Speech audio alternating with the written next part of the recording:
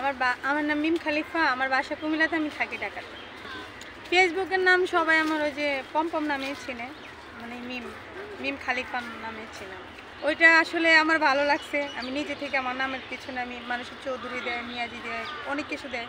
So আমার ভালো লাগছে মিম খালিফা। মিমের সাথে খালিফাটা অনেক সুন্দর লাগে, তার জন্য আমি দিলাম। কোনো কারণ নাই, আমি কারো কখনো ফলো করি না। আমাকে সবাই ফলো করবে, আমি কেন মানুষের ফলো করবো? হেরা মিয়া খালিফা, হেরা অনেক ফেমাস, বুঝেন নাই? আমি না হয় মিম খালিফা, সমস্যা কি? আমি এখন কি কাজ করতেছি? এখন আমি বর্তমানে বাইং হাউসে আছি। তার পাশাপাশি আর কিছু না, এদিক ওইদিকে অনুষ্ঠান হয়, এটা হয়, এটাও যাই, ঘুরি ফিরি খাই, এই আর বাইং হাউসে আমি কিছু ওনাদের লাইভ করি, ড্রেসের, যেমন টি শার্ট গেঞ্জি, এগুলোতে আমি লাইভ করি না।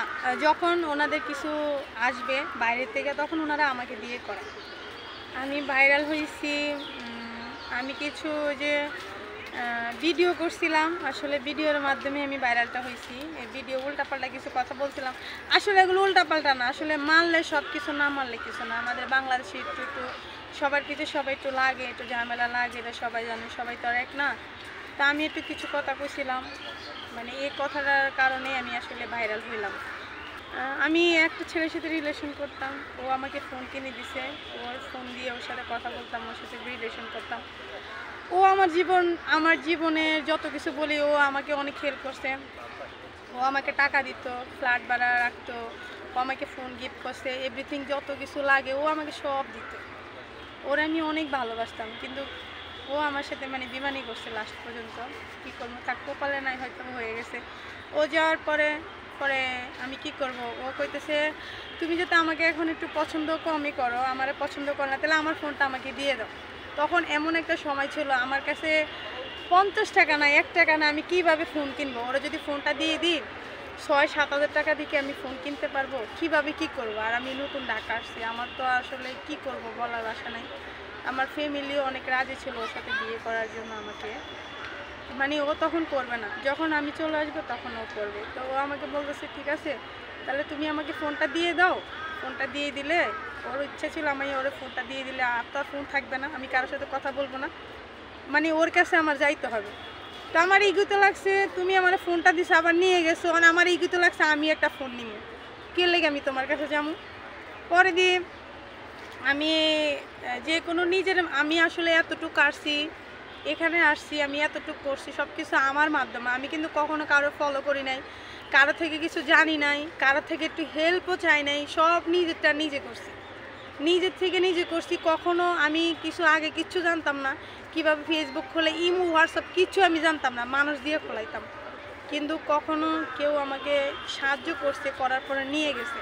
আমার অনেকগুলা বড় বড় ফেসবুক আইডি ছিল, 2 লাখ 1.5 লাখ, 2 মাসে 1 মাস না হয়তো আমার 1 লাখ 1.5 লাখ এমনিতে ইজি ফলো হয়ে যায়।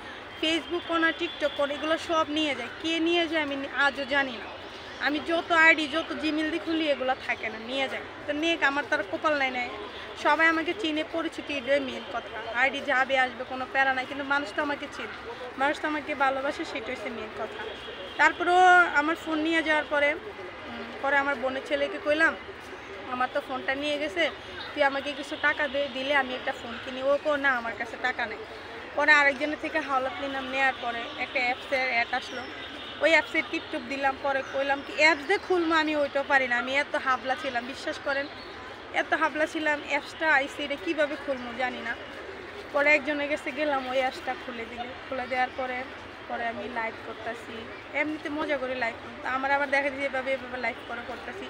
পরে আরেকজনের বলে লাইভে কিন্তু টাকা পাওয়া যায়, তুমি জানো? আমি কীভাবে, আমি তো জানি না।